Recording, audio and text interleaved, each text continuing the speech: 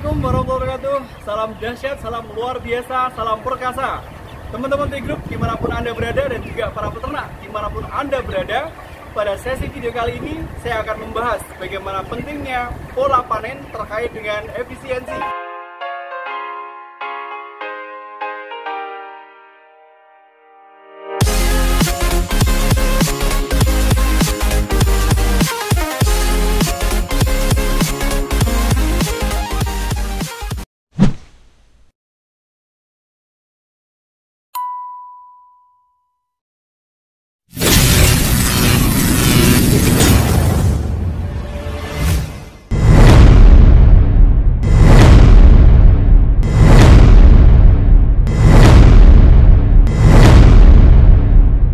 Ternyata pola panen yang benar, pola panen yang terencana dengan baik akan memberikan dampak yang sangat signifikan terhadap pencapaian performa.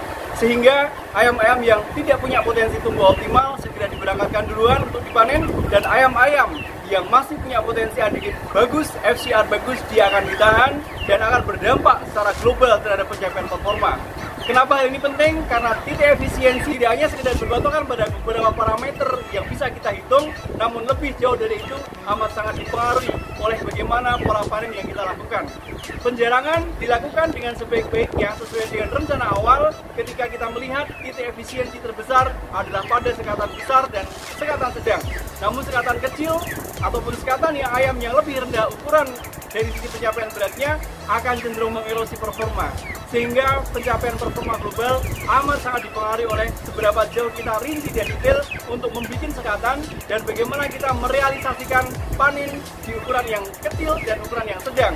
Karena ukuran yang kecil yang relatif tidak berkembang ini akan memberikan dampak efisiensi yang semakin tererosi. Berbeda halnya dengan yang sekatan besar yang mempunyai pencapaian target berat yang optimal, mempunyai ADG yang baik, dengan situasi pasca penjarangan sudah longgar, maka ini akan memberikan efisiensi yang semakin optimal dan akan berdampak terhadap hasil yang mempunyai tingkat FCR yang rendah. Karena target dari bisnis broiler modern ini ada pada FCR, di mana sejauh mana pakan yang dikonsumsi dan sejauh mana yang berubah menjadi daging. Ini menjadi concern utama kita. Selain kita melakukan biosecurity dengan baik, melakukan aktivitas tata laksana manajemen dengan baik, strategi penjarangan, pola panen harus dilakukan dengan terencana dan harus dilakukan dengan tata cara penghitungan yang harus dimonitor dari waktu ke waktu. Pasca penjarangan menjadi titik kritis yang harus kita pahami sebagai satu langkah awal untuk mengevaluasi seberapa jauh pencapaian ADG pasca penjarangan. Ini penting karena kita tidak menginginkan pasca penjarangan ayam kita menjadi sakit, ayam kita menjadi ada gejala-gejala yang berhubungan dengan performa yang menurun, bahkan pasca penjarangan situasi ADG-nya stuck. Ini yang kita hindari, sehingga monitoring parameter pasca penjarangan juga menjadi kritis. Simak video sampai akhir. Dari video saya pada kali ini, kita akan belajar lebih rinci bagaimana kita melakukan penjarangan yang benar sesuai dengan yang kita harapkan agar bisa tercapai efisiensi yang lebih optimal. Terima kasih. Assalamualaikum warahmatullahi wabarakatuh. Kondisi di lantai 2, udara jauh lebih optimal sirkulasinya, ventilasinya juga lebih optimal, ketercapaian performa juga lebih optimal dibandingkan dengan lantai bawah. Kandang ini sudah dilakukan penjarangan tahap pertama untuk mengkondisikan agar situasi daya topang kandang tidak terlampaui. Kenapa ini penting? Karena faktor kenyamanan ayam menjadi titik kritis yang harus kita monitor. Situasi yang lebih longgar, ayam lebih nyaman, tingkat amoniak juga terkendali dengan baik, asupan udara segar juga optimal, sehingga ini amat sangat menunjang kondisi ayam bisa tumbuh sesuai dengan yang kita harapkan. Lalu bagaimana pola panen yang seharusnya dilakukan agar pencapaian performa tetap optimal? Secara umum pola panen ini dibagi menjadi dua. Ada yang menggunakan sistem all out dan ada yang menggunakan sistem penjarangan. Masing-masing sistem mempunyai kelebihan dan kekurangan, di mana peternak harus betul-betul menentukan pola apa yang akan ditempuh selama memelihara ayam. Biasanya sistem all out dilakukan untuk bagaimana agar pencapaian performa bisa lebih cepat dengan pola panen yang harus segera habis dalam waktu yang pendek. Biasanya peternak yang menggunakan pola ini sudah benar-benar jelas marketnya, sehingga pada saat melakukan sistem all out langsung bisa dipanen dalam jumlah besar dalam waktu yang pendek. Namun beberapa peternak menggunakan sistem penjarangan. Hal ini biasanya didasarkan oleh 3 hal. Yang pertama berdasarkan daya topang kandang, di mana titik efisiensi maksimal dari kondisi produktivitas ayam benar-benar dimonitor sesuai dengan tingkat kepadatan ayam. Daya topang yang dimaksud adalah daya topang berdasarkan kebutuhan oksigen, daya topang berdasarkan kemampuan fisik kandang, dan tingkat kepadatan per meter persegi.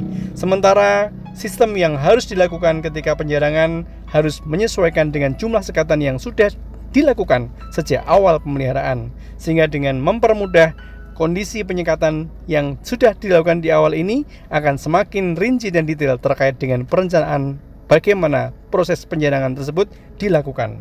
Kemudian sistem penjarangan yang kedua berdasarkan dari kondisi pasar. Terkadang situasi tertentu di mana serapan pasar ini berpengaruh terhadap bagaimana pola panen, beberapa peternak melakukan penjarangan untuk mengantisipasi agar ketika terjadi gejolak harga, maka situasi di kandang sudah jauh lebih longgar. Proses yang dilakukan ini biasanya mengacu kepada kondisi populasi chick-in ataupun dengan populasi yang ada, dilakukan penjarangan berdasarkan tingkat kepadatan pada fase pemeliharaan. Kemudian kondisi yang ketiga terkait dengan sistem penjarangan ini adalah dipengaruhi oleh situasi cash flow atau keuangan, dan sering kita sebut sebagai financial piece, di mana kondisi tersebut menyebabkan peternak harus melakukan panen, penjarangan, ataupun harus melakukan monitoring terkait dengan daya topang kandang disinkronkan dengan situasi market dan juga keuangan perusahaan, sehingga ketepatan untuk melakukan penjarangan menjadi titik kritis yang harus dijadikan sebagai acuan monitoring agar bagaimana semuanya bisa terpenuhi dengan baik. Dari sisi pencapaian produksi juga akan tercapai dengan optimal, di mana keuangan juga akan mendapatkan cash flow yang baik, dan di sisi lain pihak marketing juga bisa menentukan kapan ayam tersebut harus dilakukan penjarangan dan kapan ayam tersebut harus dilakukan panen all out. Hal ini penting karena kolaborasi antara produksi, antara marketing, dan juga kondisi bagian keuangan menjadi titik kritis yang harus dilakukan monitoring lebih rinci agar semua kepentingan bisa saling bersinergi, saling berkolaborasi untuk mendapatkan titik efisiensi yang optimal. Sehingga dengan pola panen yang benar sesuai dengan yang diharapkan, ini akan memberikan ketangguhan suatu perusahaan untuk bisa bertahan dan ke depan untuk bisa lebih bersaing dengan kondisi dan dinamika yang ada di dunia perunggasan. Manakala kolaborasi antara ketiga divisi tersebut bisa saling bersinergi dan saling menopang satu dengan yang lain, maka tujuan perusahaan untuk bisa berkembang adalah menjadi suatu keniscayaan, di mana perusahaan akan memberikan dampak yang baik tidak hanya untuk sekedar internal perusahaan itu sendiri, namun juga bisa memberikan kontribusi yang positif bagi masyarakat, bangsa, dan negara.